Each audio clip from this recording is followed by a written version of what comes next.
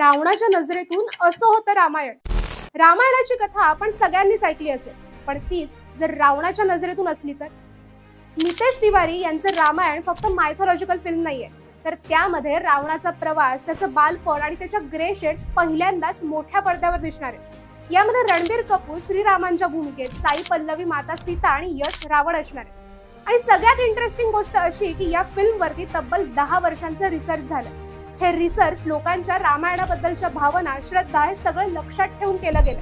AR Rahman आणि hence झिमर यांचं music, DNEG चे हॉलिवूड लेवलचे VFX आणि 2 भागात असणारी ही भव्य फिल्म, यामुळे भारतीय सिनेमाचं स्केल बदलणार हे मात्र नक्की आहे। तर आता या वेगळ्या दृष्टिकोनातील रामायणासाठी तुम्ही किती इंटरेस्टेड आहात आम्हाला कमेंट्समध्ये नक्की सांगा।